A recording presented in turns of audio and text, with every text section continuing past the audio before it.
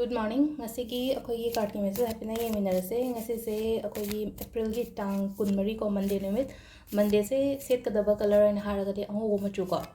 Monday rule to planet moon ko. Hadi moon se hai tha se ngo widana ko duna hari ngasi akoi na sum Setkadaba color haragadi ango ko. Ango ko se edum hadi lo ina pura plain na ango bo she lo kaina hai bana te ko adum kitang lang ba daga sum ango bo machet kumba yaw bo ko pasu ka shwa kai ba kem ta leite ko.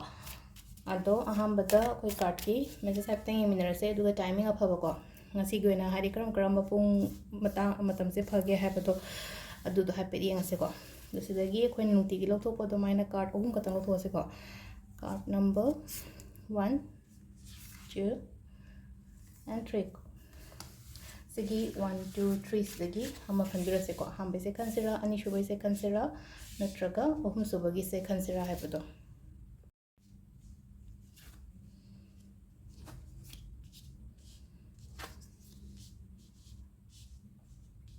ahambagi se ko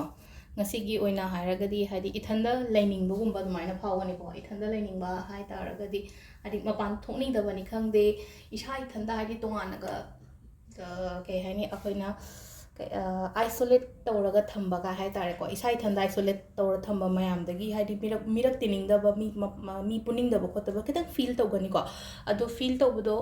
thadok yo dudo hadi tholo chatlo khatang chatho mind fresh hoina bagi namakta hadi imung da kaino tawraga lei gonu imung or ai gi thawang pham daga su thawang pham da leraga su ngasai gi hadi kem tawning da khotning da daina phawrak pa yaiba hadi kitang matam phangwa matam da hai tare ko nung dawn gumba kai gumba katang khara fresh hoina bagi damakta isha gi damakta khallaga khara chathok piba mayam darkar roi ko aduga ani subase hadi kitang confusion gumba lei ba hai tare ko pot ani gumba tawshira or tawroshira hai bagi kaino da adu sida kai hai gi just listen to your heart ko hadi nang na apamba do khallaga tawba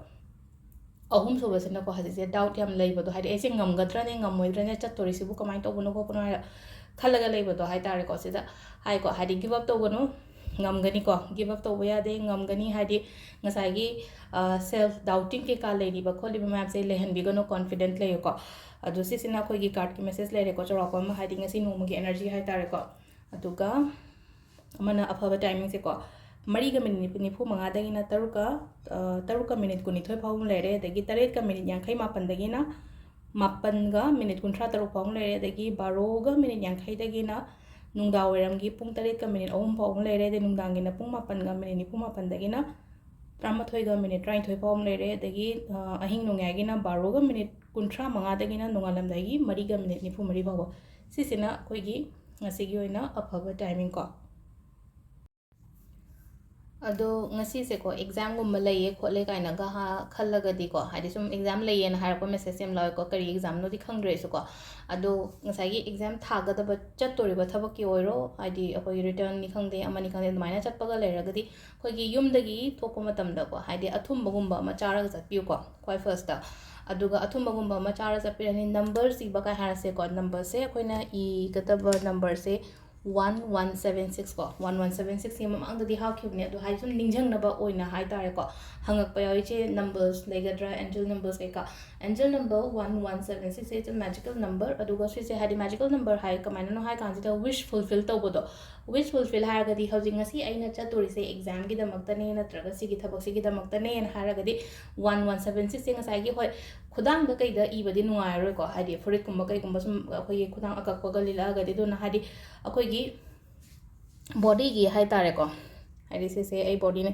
sai gi side se de io ba hadi khwang mache kumba da hai tare ko oirom thang ba da ado angel numbers I ba da hai tare ko always left side te io ko hadi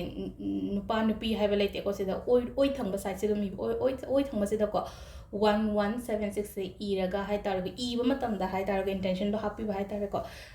si se hadi ai gi da makta ngasi go na hadi lucky numbers ne hai na khalaga hadi